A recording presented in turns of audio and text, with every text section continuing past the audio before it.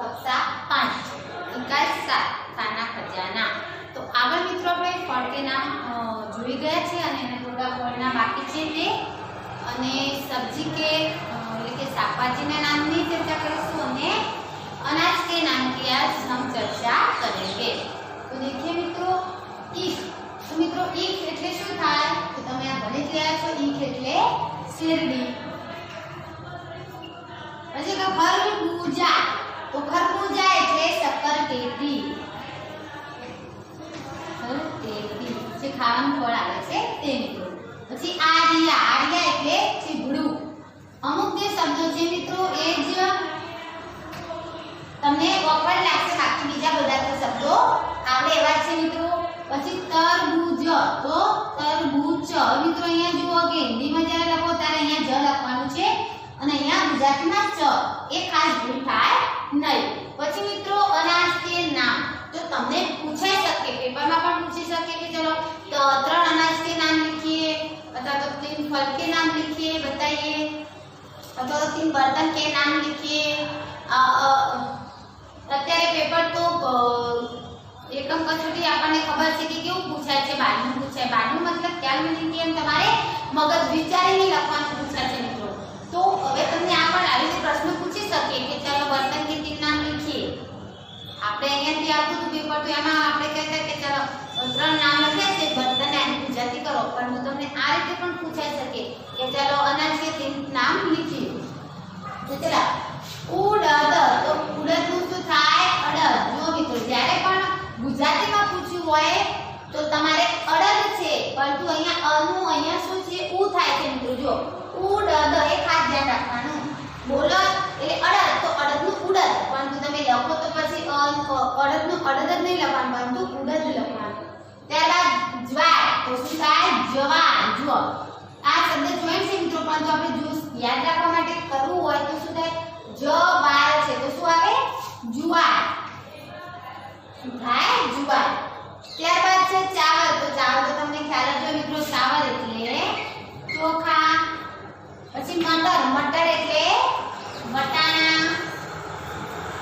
પછી અરહર અને તુવર, હવે જુઓ મિત્રો તમને અરહર થોડું ઓકવર્ડ લાગશે પરંતુ તુવર એટલે તુવેર, તુવેર સેમ સેમ છે એટલે તમારે યાદ રહી જાય મિત્રો, કારણ કે અહીંયા વે છે ને અહીંયા અ છે તો તુઅર, તો તુવેર।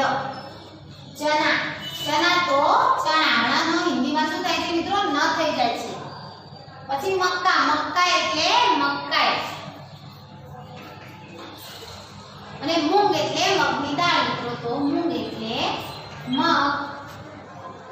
તો હવે તમને ખબર પડી કે મિત્રો કે અનાજ કે નામ, તો ઉડદ એટલે અડદ, જ્વાર એટલે જુવાર, ચાવલ એટલે ચોખા, મટર એટલે વટાણા અને તુવર, તુવર એટલે તુવેર।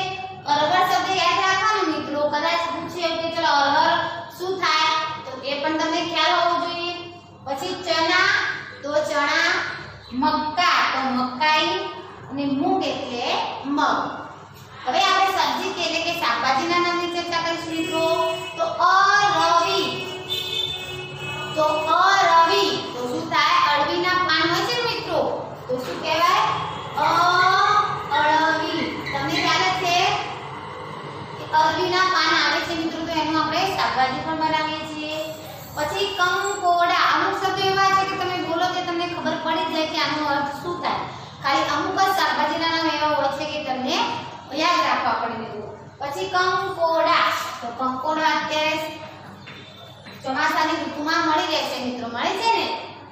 પછી ફૂલગોબી, તો ફૂલ, હવે જુઓ અહીંયા મિત્રો તમારે બંધગોબી અને ફૂલગોબીમાં બહુ જ ભૂલ થઈ જાય છે મિત્રો, તો અહીંયા ધ્યાન રાખવાનું કે ફૂલ છે ફૂલ, તો ફૂલેવર એનું ગુજરાતી થાય છે ફૂલથી ફૂલગોબી, તો ફૂલ ફૂલેવર, તો ફૂલ લેવર થઈ ગયું મિત્રો ફૂલનું ફૂલેવર। પછી લૌકી, તો લૌકી પણ તમને ખબર છે કે શું થાય દૂધી। ટમાટર, તો ટામેટા। તુરઈ, હવે જો તુરઈ, તોરઈ તો તુરઈ, તો તુરિયું શું થાય તુરિયું।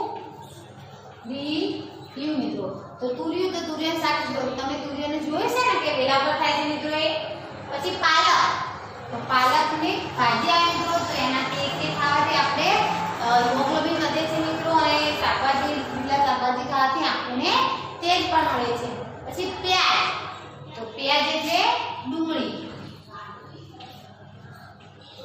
પછી બેંગન બેંગન આ પણ શબ્દ તમારા આવતા હતા મિત્રો. બેંગન એટલે રીંગણ. મટર મટર એટલે વટાણા. આગળ મેં તમને કહ્યું હતું કે ચણા છે પછી વટાણા છે. આ સૂકા વટાણા હોય એટલે સૂકા ચણા પણ હોય મિત્રો જે આપણે કઠોળમાં કરીએ છીએ મિત્રો. પછી રતાળુ તો રતાળુ આપણે મીઠામાં નાખીએ છીએ ને રતાળુ લાલ જેવા રંગનું હોય છે. પછી અદરક અદરક એટલે આદુ જેમાં આપણે ચામાં નાખીને ચા પીએ છીએ. પછી શકરકંદ શકરકંદ જો નામ પરથી જ ખબર પડી જાય. શકરકંદ આ જમીનમાં જે થાય એટલે કંદ કહે છે મિત્રો એમાં તો શકરકંદ તો શક્કરિયું શકરિયું. પછી છે જમીકંદ જમી એટલે જમીનમાં કંદ એટલે ઉગનારું મૂકનનું એમ. પરંતુ અહીંયા જો બીજો શબ્દ છે સુરણ તો સુરણ શું થાય સુરણ. હણાનો મિત્રો શું થઈ જાય છે ન થાય છે મિત્રો. તો આ સબ્જી કે નામ જોયા. હવે આપણે જે બાકી છે સબ્જીના નામની આપણે ચર્ચા કરીશું મિત્રો.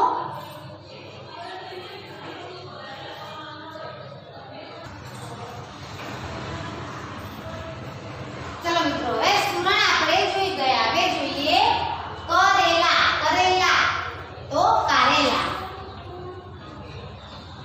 પછી કુંડળા અને કદ્દુ કદ્દુ એટલે કોરું મિત્રો. કોરું જે હોય છે ને પૂજામાં કંઈક લે આવું મોટું હોય છે મિત્રો. પછી ગાજર તો ગાજરનો હલવો બનાવીને ખાઈએ છીએ. પછી ગવારફળી જો મિત્રો આના પરથી પણ માત્ર તમને ખબર પડી જાય ગવારફળી તો ગવારની સિંગ તો ગવાર સિંગ. ચચરીડા મિત્રો ચચરીડા જે છે એને ટીંડોળા કહેવાય ટીંડોળા. પરંતુ આપણે કહીએ છીએ ગિલોડી ગિલોડી કહીએ છીએ મિત્રો તો ટીંડોળા પણ કહેવાય એટલે ગિલોડી પણ કહેવાય મિત્રો. પછી આલુ એટલે શું થાય આલુ એટલે બટાકા બટાકા કહેવાય બટાટા મિત્રો તો બટાકા પણ કહીએ છીએ આપણે. પછી પરવળ આ પણ તમે બોલો એટલે તમને ખબર પડી જાય મિત્રો કે પરવળ તો પરવળનું શાક બનાવીએ છીએ ને આપણે. પછી પુદીના તો લોકો ચામાં નાખીને પુદીના. પછી આપણે જ્યારે પાણીપુરી બનાવીએ છીએ તો પાણીમાં પણ પુદીનાના રસ નાખીએ છીએ જેથી ટેસ્ટ સારો આવશે મિત્રો. પછી બંધગોભી જુઓ મિત્રો બંધગોભી પેલું ફૂલગોભી. બંધગોભી એટલે કોબીજ થાય મિત્રો જે બધી જગ્યાએથી બંધ છે તો બંધગોભી એટલે કોબીજ. હવે એક યાદ રાખો અને બીજું યાદ રહી જાય મિત્રો ફૂલ ગોબી ફૂલ ફૂલ લેવાનો તમે દડો જોશો એટલે કે એનું શાકભાજી જોશો તો ફૂલ જેવું લાગશે આ બધું એટલે એને કહેવાય ફૂલેલો. પછી ભીંડી એટલે ભીંડો અને મૂલી મૂલી એટલે મૂળો. ને મૂળો પણ આપણે આંખો માટે સારો હોય છે મિત્રો. હવે આપણે બર્તન કે નામની ચર્ચા કરીશું મિત્રો.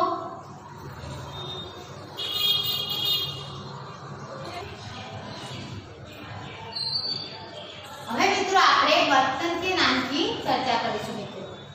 तो તમને પણ પ્રશ્ન પૂછાય કે ચલો 3 बर्तन के नाम हिंदी में लिखिए।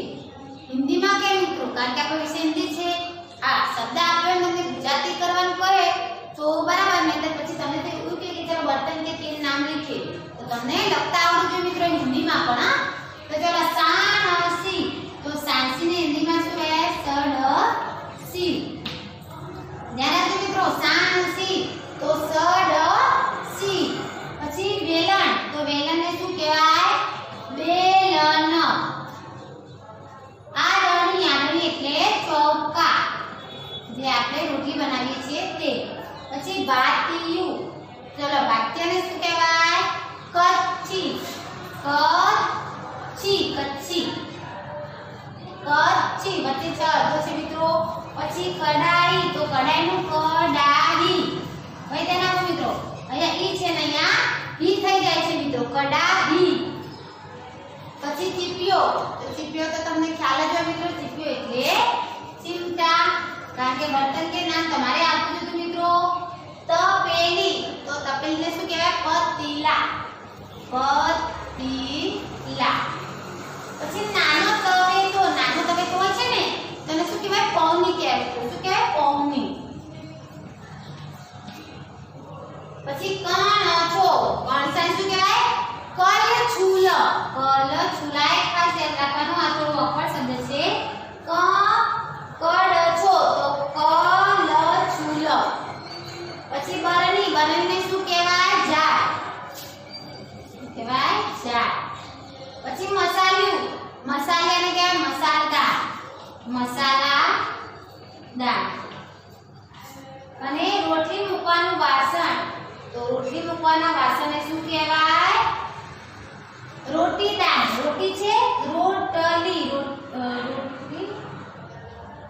રોટલી મૂકવાનું, રોટલી મૂકવાનું વાસણ, તો રોટલીને હિન્દીમાં શું કહેવાય? રોટી. અને મૂકવાનું વાસણ જેમ કે મસાલિયું, તો મસાલાદાર, તો રોટીદાર. તો મિત્રો અહીંયા આ તમારે જે બર્તન કે નામ છે અહીંયા પૂર્ણ કરે મિત્રો. અને હવે આપણે એક વસ્તુની ચર્ચા કરીશું મિત્રો કે એક પેકેટ હોય છે કોઈ પણ ખાદ્ય પદાર્થ, તો ખાદ્ય પદાર્થનું પેકેટ તમને પૂછવામાં આવે અને એમાંથી પ્રશ્નોના જવાબ પૂછે મિત્રો, તો તમને આવડવા જોઈએ મિત્રો. તો આપણે એની ચર્ચા કરીશું મિત્રો.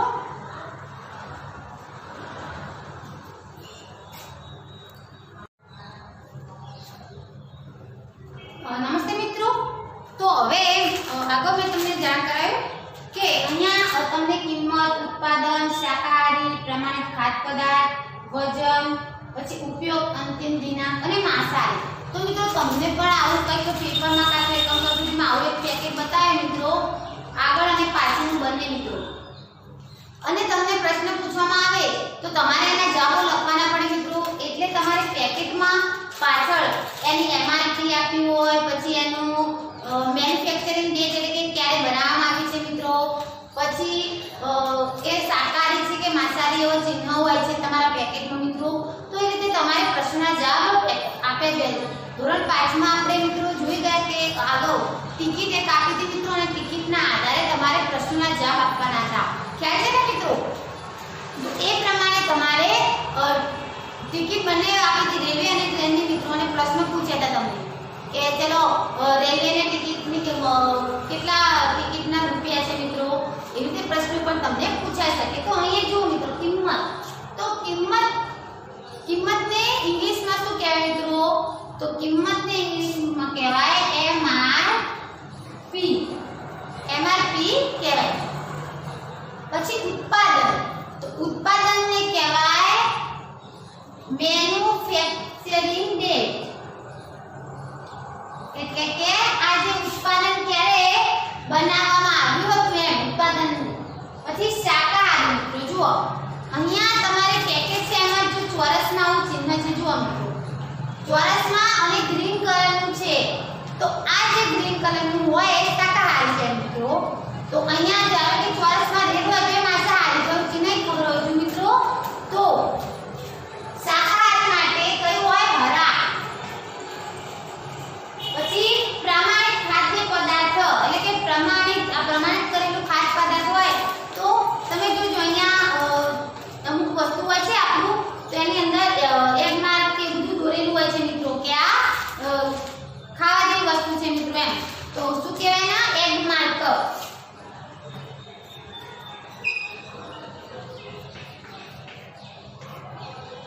પછી વજન, વજન એટલે વેટ, એટલે કે આની અંદર કેટલા ગ્રામ છે એમ કે ભરેલું છે મિત્રો. તો તમને અહીંયા ખબર હોવી જોઈએ કે કેટલા ગ્રામનું પેકેટ છે મિત્રો, તો કે 100 ગ્રામ છે. પરંતુ આપણે એવું પૂછે કે કેટલા ગ્રામનું છે, તો પરંતુ અહીંયા વેટ એટલે તો વજન થાય મિત્રો, કે કેટલું વજન છે મિત્રો, તો વેટ. તો પછી ઉપયોગ, અંતિમ દિનાંક એટલે તમને ખબર છે મિત્રો પેકેટમાં એવું કયું હોય છે કે ધારો કે જૂન 2019 થી જુલાઈ હોય તો કદાચ જુલાઈ 2021, તો આપણે હંમેશા બજારમાં જઈએ મિત્રો કોઈ પણ વસ્તુ લેવા તો એની આપણે ડેટ જોઈએ છીએ.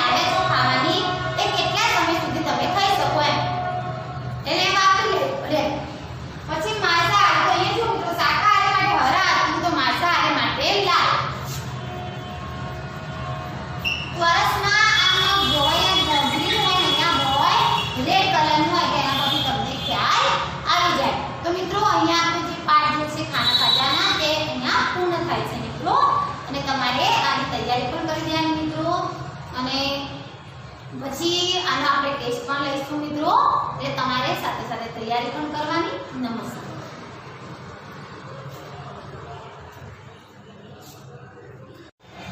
નમસ્તે વિદ્યાર્થી મિત્રો. તો આગળ આપણે પાઠને જોઈ ગયા મિત્રો. હવે આપણે ફળ અને સબ્જીના નામ પણ જોઈ ગયા મિત્રો. હવે આપણે પુસ્તકમાં જે કહાની છે એની ચર્ચા કરીશું મિત્રો. તમારે આવી રીતનું તમને કોઈ ચિત્ર બતાવવામાં આવે અને ત્યારબાદ એમાંથી કે કહે કે ચિત્ર કો देखकर कहानी लिखिए. तो मित्रों पहले आपको चित्र को देखना होगा, फिर उसके आधार पर आपको कहानी लिखनी होगी. आगे भी हमने कहा है कि अगर आप कोई भी कहानी लिखे तो उसको पहले कोई भी गांव का नाम लिखना होगा. फिर शुरुआत करने से पहले हम आगे ऐसे नहीं लिख सकते. तो हमें क्या करना है, पहले कोई गांव का नाम लिखना है. आपको अगर कोई भी गांव का नाम याद आता है तो आप लिख सकते हैं. तो पहले हम लिखेंगे कि कमालपुर नामक एक गांव था. उसमें एक बूढ़ा किसान रहता था. उनका नाम रामू चाचा था. તમે કોઈ પણ નામ લખી શકો મિત્રો, એવું જરૂર નથી કે આ જ નામ લખો, પરંતુ તમે લખી શકો એટલા માટે કોઈ એક નામ આપવું પડે, એટલા માટે આ નામ બોલીએ છીએ. ત્યારબાદ रामू चाचा खेती करते थे. उनके दो बेटे थे. जो मित्रों पहला चित्र में बे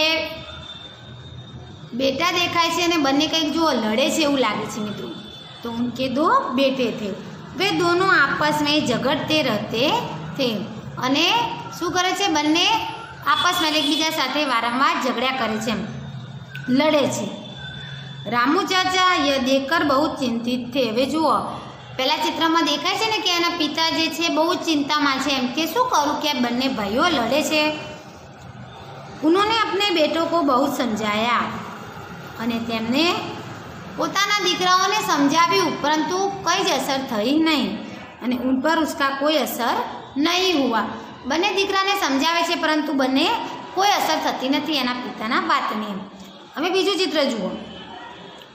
एक दिन रामू चाचा को इस समस्या का एक उपाय सूझा. हवे एक दिवस बैठा बैठा विचार करता हशे अने एने विचार आव्यो एम.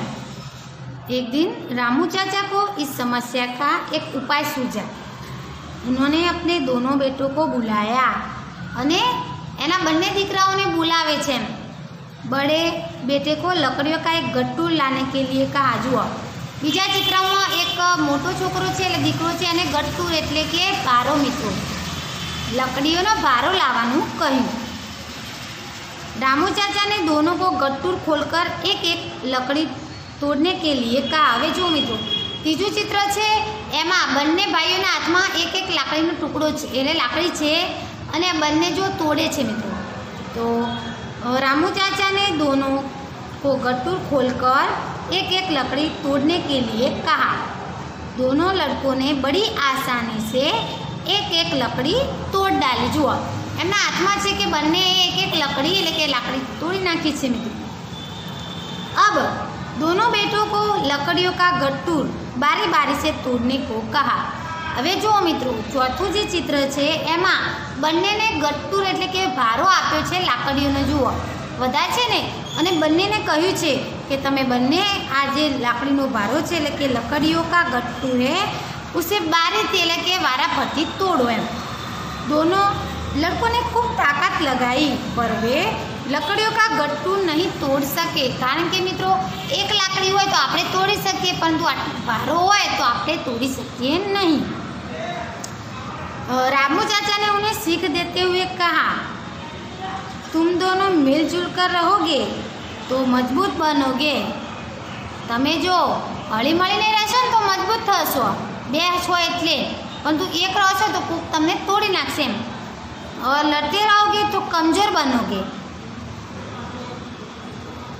उसी दिन से दोनों भाई मिलजुल कर रहने लगे और उन्हें पता चल गया कि अगर हम साथ में रहेंगे तो कोई हमारा नुकसान नहीं कर पाएगा, लेकिन हम अलग अलग रहेंगे तो इस लकड़ियों की तरह हमें भी कोई तोड़ देगा. रामू चाचा की खुशी का ठिकाना न रहा और दोनों बच्चे कि उनके दोनों बेटे क्या हुआ, समझ गए कि हमें साथ रहकर और मिलजुल कर रहना है। तो मित्रों, इस कहानी से हमें ये क्या बोध मिला? तो इस कहानी से हमें ये बोध मिलता है कि एकता में ही बल है। तो इस कहानी का बोध भी क्या है मित्रों? और शीर्षक भी है एकता में बल। और हम सीख भी ये भी लिख सकते हैं कि हमें मिलजुल कर और एक दूसरे के साथ प्रेम भाव से रहना चाहिए। तो इस तरह हमारी ये कहानी यहाँ पूर्ण हुई मित्रों।